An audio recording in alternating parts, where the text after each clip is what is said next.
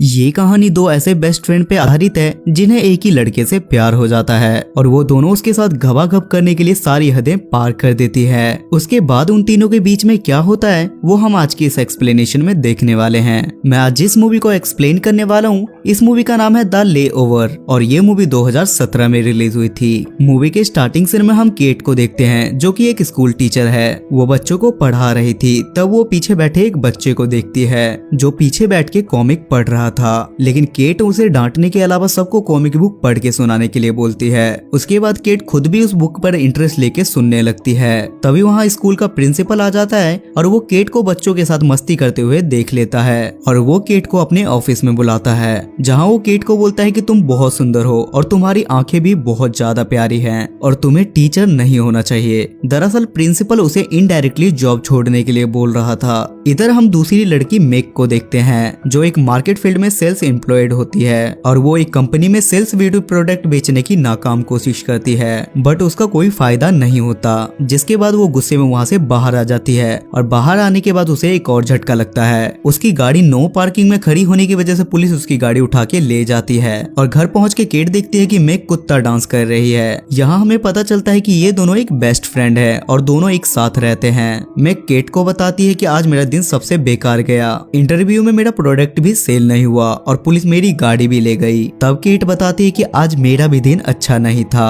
और मुझे स्कूल से निकाल दिया गया है। उसके बाद मेक केट को सुबह जल्दी उठाती है और उससे बोलती है कि हमें अपना स्ट्रेस कम करने के लिए कहीं घूमने जाना चाहिए, जिस पर केट बोलती है कि हम इसके बारे में बाद में बात करेंगे। पर मेक बोलती है कि मैंने ऑलरेडी फ्लाइट की टिकट बुक कर दी है और अब से 3 घंटे बाद हमारी फ्लाइट है, जिसकी वजह से केट को ना चाहते हुए भी वहाँ से जाना पड़ता है। एयरपोर्ट पहुँच के ये लोग देखते हैं कि वहाँ बहुत लंबी लाइन लगी हुई है, जिससे इन्हें लगता है कि अगर ये लोग लाइन में रुके तो इनकी फ्लाइट मिस हो जाएगी। उसके बाद मेक वहाँ से जल्दी निकलने के लिए एक स्टाफ से नैन मटक्का करने लगती है और वो स्टाफ मेक की बातों में आके उसे पहले निकाल देता है और ये दोनों फ्लाइट में अपनी सीट पर बैठ के चैन की सांस लेते हैं। लेकिन उन दोनों की बीच वाली सीट किसी रायन नाम के आदमी की थी और वो वहाँ किसी राजा की तरह उन दोनों के बीच में आके बैठ जाता है और दोनों रानियां भी उससे मजे लेने लगती है। जहाँ रायन उनसे बोलता है कि मैं फ्लोरिडा में अपने फ्रेंड की शादी में जा रहा हूँ। उसके बाद उन्हें पता चलता है कि फ्लोरिडा में तेज तूफान और बारिश होने की वजह से प्लेन को सेंट लुइस में उतारना पड़ेगा, जिसके बाद ये दोनों वहाँ एक होटल बुक करते हैं जहाँ ये बोलती है कि हमारा सामान एयरपोर्ट पे मिस हो गया है। उसके बाद ये दोनों लिफ्ट के पास जाते हैं और जैसे ही लिफ्ट खुलता है तो इन्हें वो ठरकी रायन दिखता है, जिससे ये दोनों उससे पूछते हैं कि तुम यहाँ क्या कर रहे हो, जिस पर रायन बोलता है कि मेरे फ्रेंड की शादी में अभी टाइम है इसलिए मैं अपनी लाइफ खुल के जी रहा हूँ। रायन उन दोनों को शाम को ड्रिंक पर इन्वाइट करता है और वो दोनों भी खुशी खुशी हाँ कर देते हैं। बाद में मैक्स सोचती है कि मेरा सामान तो एयरपोर्ट पे गुम हो गया और मेरे पास पहनने के लिए कोई दूसरा कपड़े भी नहीं है, इसलिए वो केट से हेल्प मांगती है। पर केट बोलती है कि मेरे पास भी ऑलरेडी एक ही ड्रेस है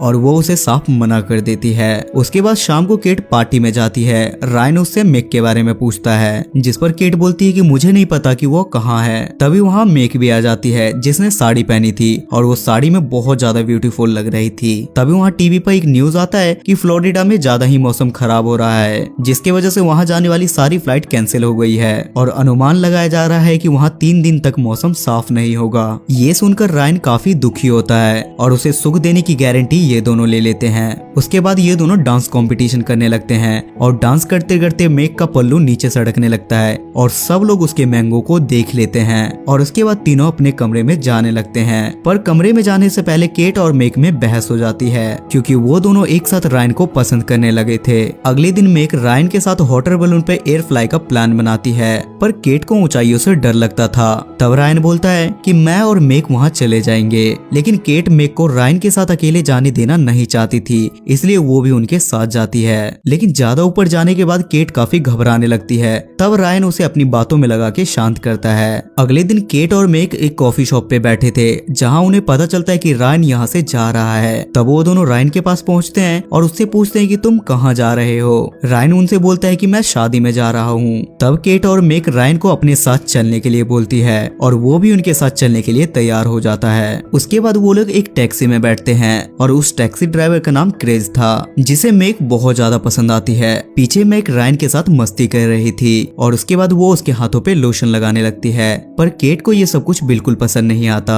जिसके बाद वो रायन को मेक की एक गंदी सी पिक्चर दिखाने लगती है, जिससे मेक उस पे बहुत ज्यादा गुस्सा हो जाती है। उसके बाद वो लोग पेट्रोल पंप पे जाते हैं जहाँ केट बाथरूम में चली जाती है और मेक बाहर से बाथरूम का दरवाजा बंद कर देती है और बाहर आके रायन से मजे लेने लगती है। तब केट किसी तरीके से वहाँ विंडो से बाहर निकलती है, लेकिन अनफॉर्चुनेटली वो कूड़े के ढेर में गिर जाती है जिससे उसके सारे कपड़े गंदे हो जाते हैं। रायन केट से पूछता है कि तुम्हें क्या हुआ, जिस पर केट बोलती है कि किसी ने बाथरूम का दरवाजा बंद कर दिया था और मुझे अच्छी तरीके से पता है कि वो इंसान कौन हो सकता है। जिसके बाद केट वहीं अपने कपड़े साफ करती है और कपड़े बदल के वो गाड़ी में बैठ जाती है। रास्ते में केट रायन से बोलती है कि मेरे गले में दर्द हो रहा है, जिसके बाद रायन उसका गला दबाने लगता है, मसाज करने लगता है। लेकिन मेक को ये सब कुछ बिल्कुल पसंद नहीं आता और वो जेलिस करने लगती है। तब वो गुस्से में शैंपेन में बहुत सारी स्लीपिंग पिल्स मिला देती है और वो केट को देती है, लेकिन केट शैंपेन पीने से मना कर देती है। तब क्रेग उससे वो बोतल ले लेता है और खुद पीने लगता है। मेक उससे बोलती है कि तुम्हें ड्राइव करते समय नींद आएगी, पर क्रेग उससे बोलता है कि मुझे ड्राइविंग करने का बहुत अच्छा एक्सपीरियंस है और मैं इससे पहले भी ड्रिंक करके ड्राइव कर चुका हूँ। उसके कुछ समय बाद रात हो जाती है और गाड़ी में सब लोग सो जाते हैं और इसी बीच क्रेज भी सो जाता है और वो रोड पे एक बोर्ड को उड़ा देता है, जिसके बाद उनकी आंखें खुलती है और वो एक होटल पे पहुंचते हैं। होटल के अंदर जाने से पहले केट उस बोतल को चेक करती है जहां उसे बहुत सारी स्लीपिंग पिल्स मिलती है, जिसे देखकर वो मेक पे बहुत ज्यादा गुस्सा होती है और गुस्से में वो अपना रूम अलग बुक करती है। उसके बाद मेक क्लब में बैठ के ड्रिंक करने लगती है और तभी वहाँ क्रेग आता है और कुछ देर बात करने के बाद वो वहाँ से चला जाता है। इधर हम केट को भी देखते हैं जिसे रायन ढूंढता हुआ उसके पास आता है और वो उससे बोलता है कि मैं तुम्हें कब से अकेला ढूंढ रहा था।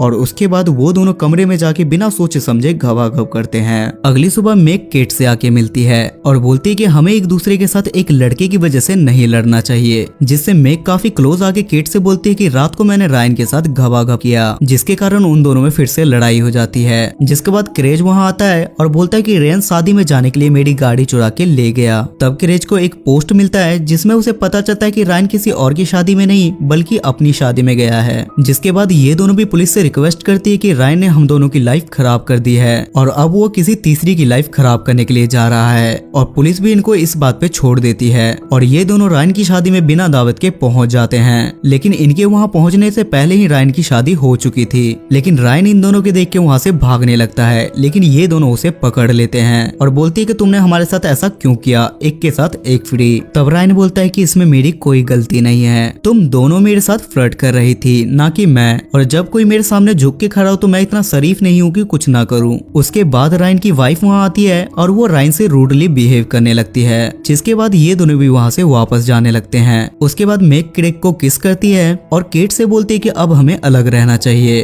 और हम दोनों पहले की तरह बेस्ट फ्रेंड बन के साथ में रहना शुरू कर देंगे। केट के स्कूल का प्रिंसिपल उसका प्रमोशन कर देता है क्योंकि उन्हें केट की टीचिंग का तरीका पहले से ही पसंद था।